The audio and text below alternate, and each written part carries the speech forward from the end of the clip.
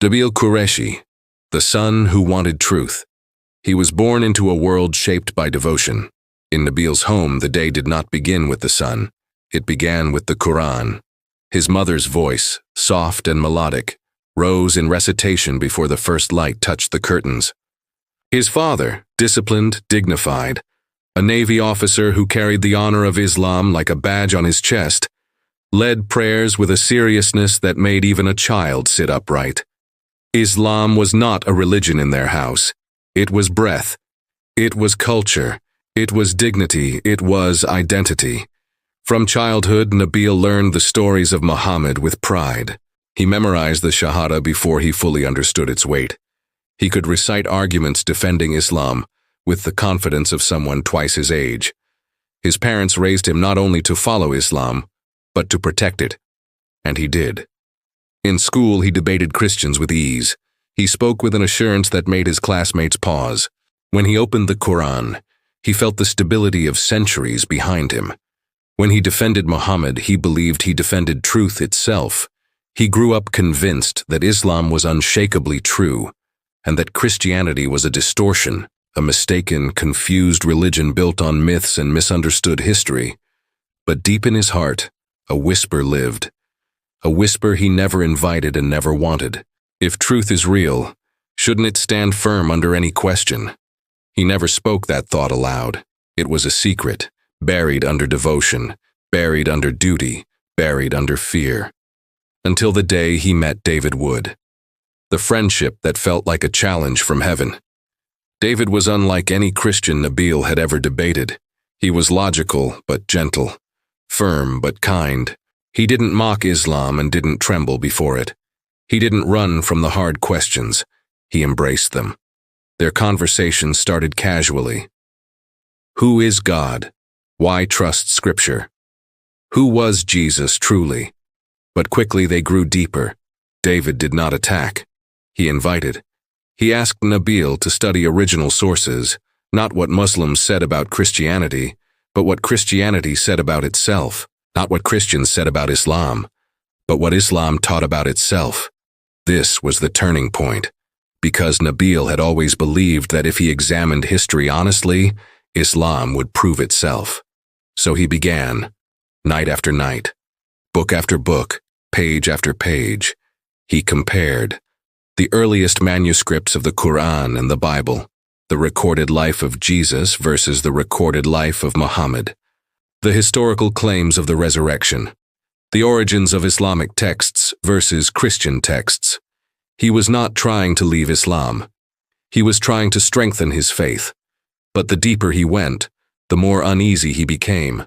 The hadiths he trusted began to raise questions. The life of Muhammad, especially the later years, troubled him in ways he could not ignore. The Quran, which he believed was perfectly preserved, showed variations and historical complexities he never imagined. And then he looked at Jesus, not the Isa of Muslim tradition, but the Jesus of history, sinless, selfless, powerful in gentleness, a man who forgave his executioners, a man who touched lepers without fear, a man whose love felt divine. And yet, historically, the evidence for his resurrection stood stronger than anything Nabeel expected. If God raised Jesus from the dead, then Jesus was exactly who he said he was. And if Jesus was Lord, then Islam could not be true. The dreams, but Nabeel still resisted. He begged God for clarity. He cried out in desperation, "If you want me to follow Jesus, show me. You know the cost. I cannot do this unless you speak clearly." And heaven answered. 3 dreams, powerful, vivid, unlike anything he had ever experienced. Dreams pointing him directly to Christ. Dreams that confirmed what his heart feared and hoped was true. One dream showed him standing at a narrow door, the way of salvation, and Jesus standing beyond it. Another dream confirmed the reliability of the gospel. A third dream echoed a parable Jesus taught. These were not random visions, they were answers. The deepest wound telling his parents. Accepting Christ was not joyous at first. It felt like dying. He knew what it meant.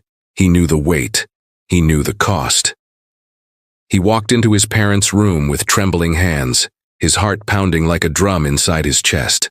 His mother looked up and instantly knew something was wrong. He could barely speak.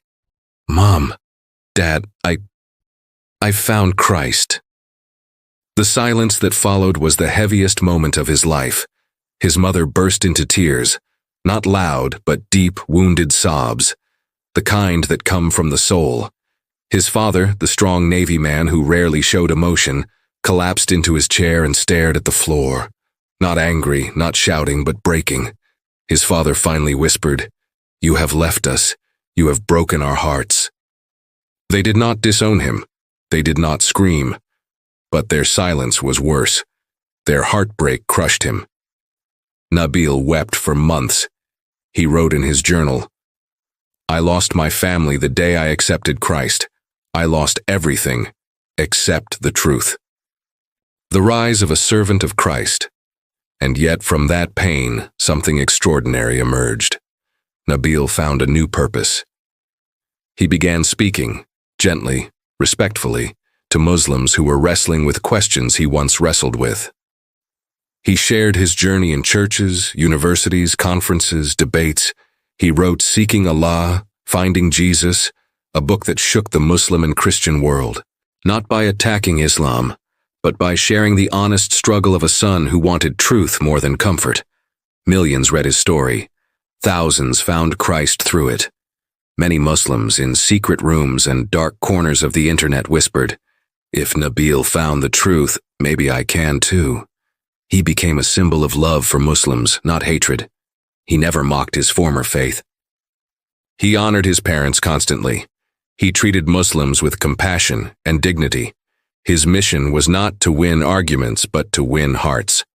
The final chapter, and the voice that still speaks in 2016, at just 32 years old, Nabeel received a diagnosis that stunned the world. Advanced stomach cancer. The world prayed. The church prayed. Even Muslims prayed for him. But God had another plan.